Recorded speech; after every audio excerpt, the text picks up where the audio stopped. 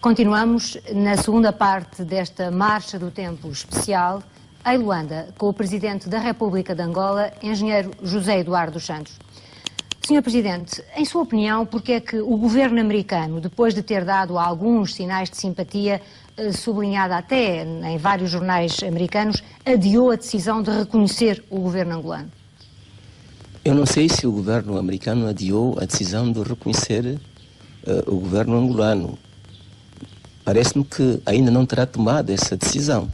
Em todo o caso, desde as eleições, que o governo angolano parece esperar esse reconhecimento e que vários observadores têm estado a anunciar para muito em breve esse reconhecimento. Ele não aconteceu até agora. Não aconteceu até agora. É possível que venha a acontecer. Tudo depende dos americanos. Era uma decisão, digamos, soberana. De qualquer maneira, o que nós pensamos é que se mantém em funções no Departamento de Estado a mesma equipa que trabalhou para a administração cessante, e é possível que ainda não tenha sido delineada uma nova política para a África e especialmente para Angola. Portanto, o Sr. Presidente pensa que só quando essa equipa for substituída, em maio, é que virá a ser conhecida a decisão do governo americano? Eu não penso assim, mas acho que são situações correlacionadas. Sr. Presidente, nos últimos tempos surgiu também a notícia de que o governo russo estaria disposto a vender armas ao governo angolano, hipótese que se aventou ser possível também por parte do governo português, embora este tenha imediatamente desmentido tais rumores. O Sr. Presidente tem defendido a ideia de que o governo angolano precisa de apoio claro para a defesa da democracia, pretendendo assim romper o ponto chamado 000 dos acordos de Bicesse. Se não puder comprar armas aos 3 países observadores, Sr. Presidente, a quem é que o governo tenciona comprar as armas?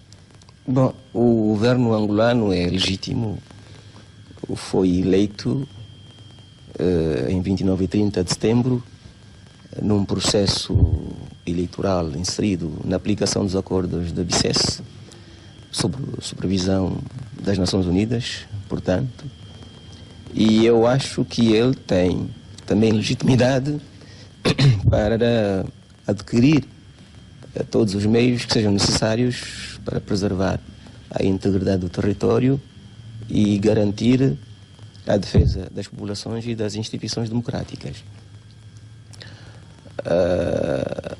O comércio de armamento é feito de acordo com certas regras no mercado internacional.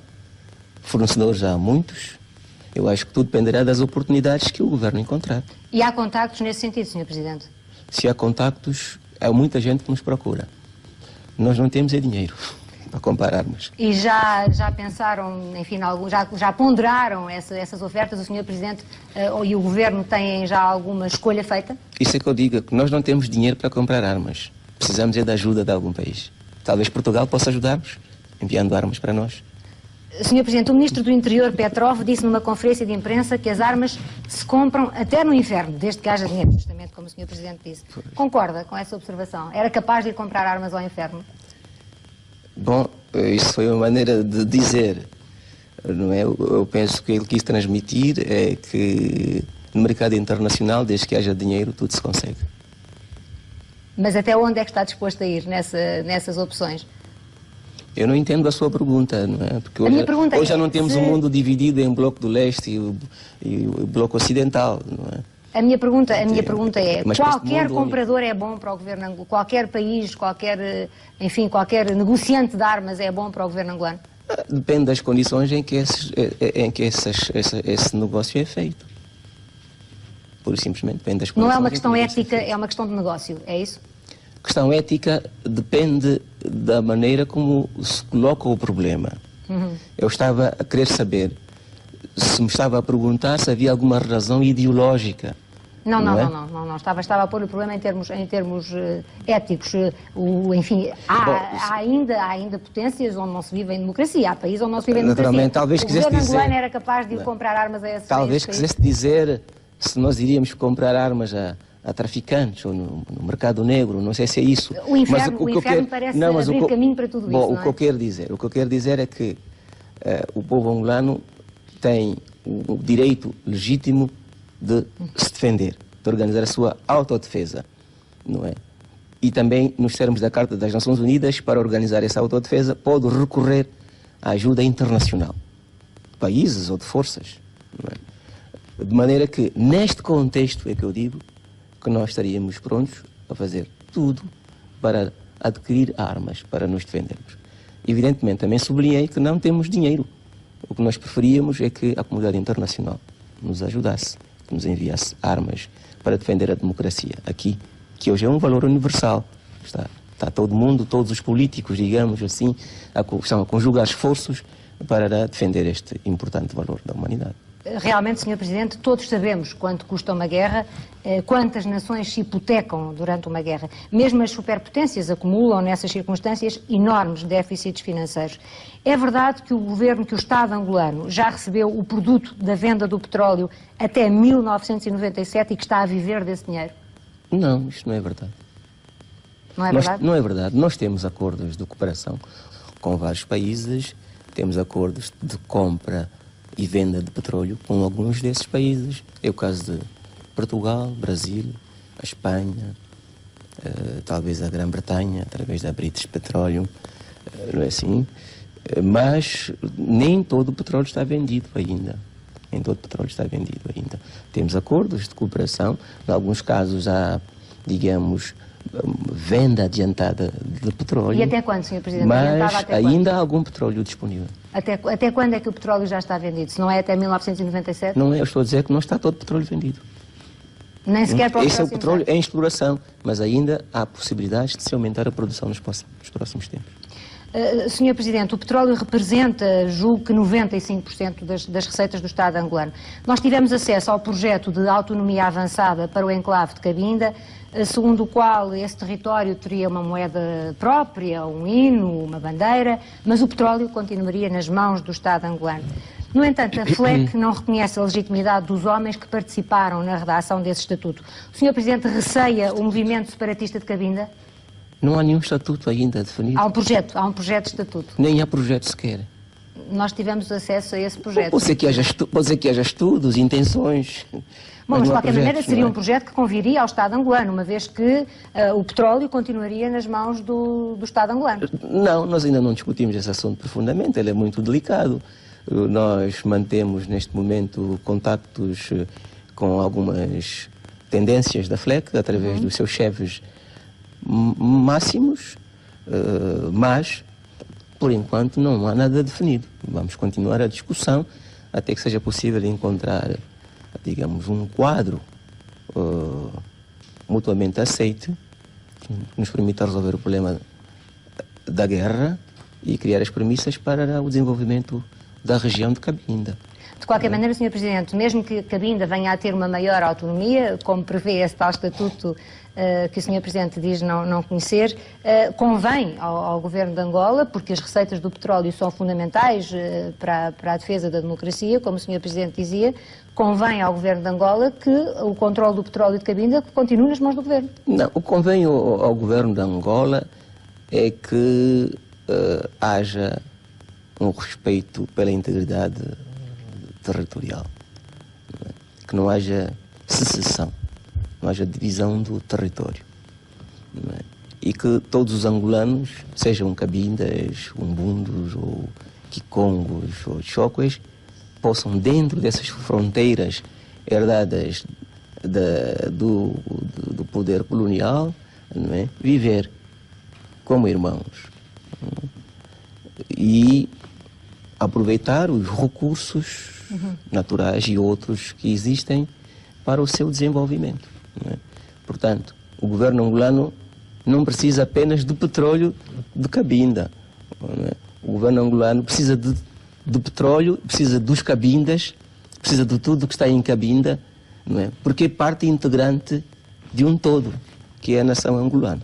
Sr. Presidente, a geopolítica, e em particular quando ela é também geoeconomia, é um domínio em que a ética se torna realmente muito obscura. Quem é que são os apoios internacionais da FLEC? Bom, eu não posso dizer-lhe taxativamente quais são esses apoios internacionais da FLEC. Sei, sim, que o Sr. Zita Tiago há muitos anos vive em Paris, que terá tido contactos com sectores privados franceses ligados aos petróleos. Sei também que os representantes do Sr. Zita Tiago e Tibúrcio, que se encontram na República do Zaire, têm acesso fácil aos responsáveis dos serviços de segurança, e ali, para além das facilidades de trânsito, têm alguns efetivos quando em vez atravessam a fronteira para desenvolver ações de guerra. Esses são os apoios que nós conhecemos. De qualquer modo, o Sr. Presidente não receia a violência desse movimento separatista? Nós não gostamos da violência, porque queremos a paz e a estabilidade para Angola, que são premissas para o seu desenvolvimento. Portanto, não só receamos esta violência, como também estamos contra ela. Por isso mesmo é que propusemos a via do diálogo para a busca de uma solução justa para a questão de Cabinda. Sr. Presidente, se houver, como todos desejamos que haja, o prosseguimento do ato eleitoral, com a segunda volta para as eleições presidenciais, como é que o Governo, e o Sr. Presidente em particular, vai garantir o pluralismo e a isenção dos órgãos de comunicação social nesse ato eleitoral? Nós temos o Conselho da Comunicação Social, onde são representados todos os partidos políticos e a sociedade civil em geral, não é? E eu penso que a lei define quais os modos de intervenção desse Conselho para que a comunicação social seja equidistante, que possa ter um papel isento, não é? E penso que no período eleitoral este Conselho vai ser certamente reforçado nas suas competências e capacidades. Não é? Mas o Sr. Presidente acredita que esse Conselho tenha poderes efetivos quando, como se sabe, toda a comunicação social, ou praticamente toda, tirando os órgãos próprios dos partidos, está nas mãos do aparelho de Estado? Eu acho que sim, porque bom, o governo atual é um governo multipartidário, o Estado, portanto a Assembleia Nacional também é multipartidária, que refere particularmente ao órgão legislativo do Estado, não é? Mas eu acho que para equilibrar esse peso excessivo do Estado, da presença excessiva do Estado nos órgãos da comunicação social, há a liberdade da imprensa, tanto definida por lei, e os partidos, enfim, entidades privadas podem criar os seus órgãos de informação. Mas por enquanto eles não existem, praticamente. Enfim, há órgãos ligados aos partidos, como disse. Privados ainda não existem. Sim, mas que criem. Ninguém lhes impede que criem essa capacidade. Sr. Presidente, falava no governo pluripartidário, justamente o Sr. Presidente ofereceu a pasta da Cultura e 4 vice-ministérios à UNITA. Eu não resisto a comentar-lhe aqui a frase de um analista português, e espero que lhe perdoe o exagero e a ironia, que dizia que ser Ministro da Cultura, neste momento em Angola, e não desvalorizando a cultura, mas tendo em atenção que há prioridades como aquelas económicas de que falávamos há bocado, das da vida de todos os dias, ser Ministro da Cultura em Angola neste momento era como ser Ministro do Mar na Suíça. De qualquer modo, enfim, pese, embora, enfim, o poder simbólico de uma pasta dessas, quando é que esses membros do Governo tomarão posse, Sr. Presidente? Eu acho que tomarão posse quando a guerra terminar. Porque não terá sentido que elementos da UNITA estejam num governo contra o qual a sua direção está a combater de armas na mão. Isso é um contrassenso. Mas, Sr. Presidente, se esta guerra durar muitos anos, como muitos analistas pensam que pode durar, não haverá governo pluripartidário até lá? Mas o pluralismo não significa apenas MPLA e UNITA. Nós temos mais de 30 partidos no país e na Assembleia estão cerca de 12, na Assembleia Nacional. De qualquer maneira, o governo é do MPLA? Porque ganhou as eleições, o povo elegeu o MPLA. Podia ter sido a UNITA se fosse eleita pelo povo. Portanto, até haver paz, não há ministros da UNITA no governo? Eu acho que esta é uma questão de princípio. Sr. Presidente, porquê é que o general França Nudal, o chefe da missão do governo na Comissão Conjunta Político-Militar e o único dirigente militar do MPLA que o Dr. Savimbi parecia aceitar, ou aceitava, foi demitido como chefe do Estado-Maior-General das Forças Armadas. O general Ndalo pediu ele próprio para ser substituído desse cargo, porque já ocupava há muito tempo e quis dar, enfim, oportunidade à nova geração. Foi nomeado um jovem general. Mas, por outro lado, o general Ndalo continua ativo, desenvolvendo outro tipo de atividades. Os observadores do processo eleitoral aqui em Angola consideravam que o general Ndalo tinha sido um dos grandes obreiros da paz. Não lhe custou ter que o afastar dessas funções? Não me custou, na medida em que já havia uma certa dificuldade em conciliar o esforço de guerra com o exercício pela busca da paz. E nós preferimos que ele continuasse justamente a agir nesse quadrante, digamos, nesse quadro da busca de uma solução política para o conflito angolano. E, por conseguinte, ele continua ligado à comissão que tem tratado de encontrar um entendimento com a UNITA. Sr. Presidente, gostava ainda de lhe referir outros acontecimentos sangrentos que ocorreram aqui em Luanda no passado dia 23 de janeiro, quando foram massacrados pelo menos várias dezenas de bacongos nas ruas de Luanda. O MPLA demarcou-se imediatamente dessa chacina, é verdade, mas ela ocorreu no dia a seguir à Rádio Nacional de Angola ter difundido uma entrevista de um presumível dissidente militar da UNITA, em que este dizia haver um comando zairense apostado em matar o Sr. Presidente. Sr. Presidente, a defesa, a difusão deste tipo de notícias, não é ela em si um convite à caça ao homem? Acho que sim, mas aqui há liberdade de imprensa, isso é uma prova. Nós estamos preocupados com alguns exageros que se verificam às vezes na transmissão de certas notícias, mas não temos censura, não vamos impor censura. É um processo de educação que vai levar algum tempo. Sr. Presidente, quem é que aponta os dirigentes para esses órgãos de comunicação, nomeadamente para a Rádio Nacional de Angola? É dela que estamos a falar. O Primeiro-Ministro propõe o Ministro da Informação e o Ministro é competente para nomear os responsáveis. Portanto, é uma liberdade, apesar de tudo, controlada pelo Governo. Liberdade de quê? É uma liberdade de expressão, de informação, como o Sr. Presidente referia, mas controlada sempre pelo Governo, visto que é o Governo que nomeia as pessoas. Sim, mas os jornalistas são livres de escreverem os seus artigos e publicarem nos órgãos. De qualquer maneira... Estava a referir-me à não existência de censura. De qualquer maneira, o Governo não apoia esse tipo de mensagens que podem realmente induzir o poder popular para formas extremistas. Bom, o poder popular já não existe aqui e o Governo demarcou-se, digamos, da atitude de alguns elementos que eu considero até que eram marginais, não é? Que agiram contra supostos zairenses que se encontravam em Luanda por terem ouvido essa notícia e não só, e por outras coisas que aconteceram antes. O governo condenou essa atitude porque atentava contra a unidade nacional, não é?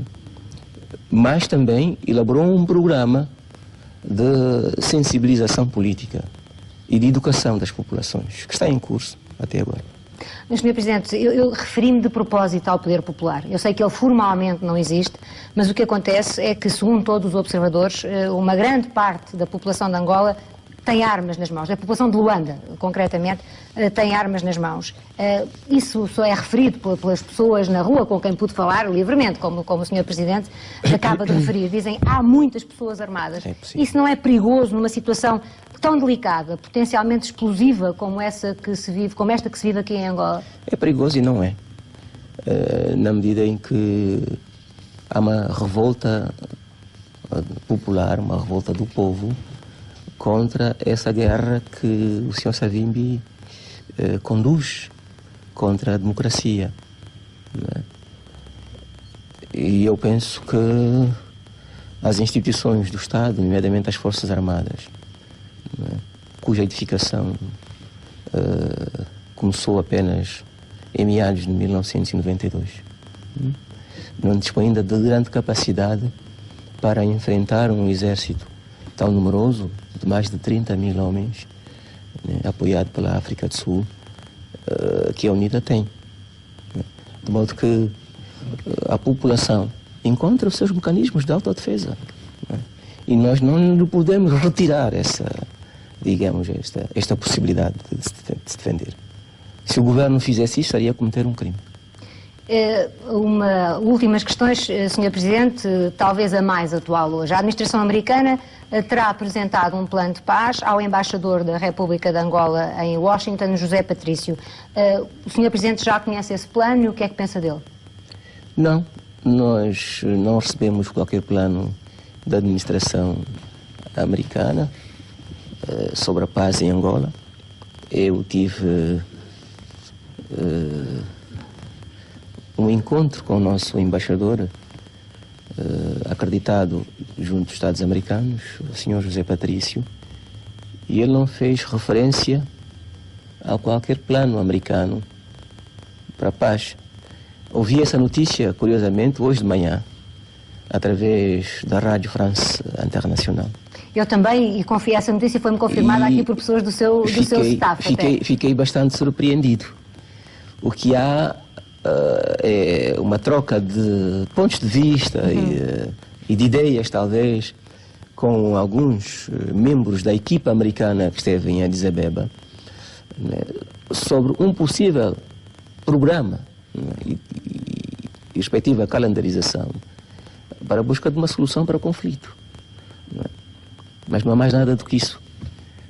Os americanos ficaram, inclusive, a ter um contacto com a UNITA para também trocar impressões e ideias, e só depois disto talvez iriam formular, digamos, uma proposta e remetê-la formalmente ao governo e à própria UNITA e aos observadores, os outros observadores do processo de paz, né, Portugal e a Rússia.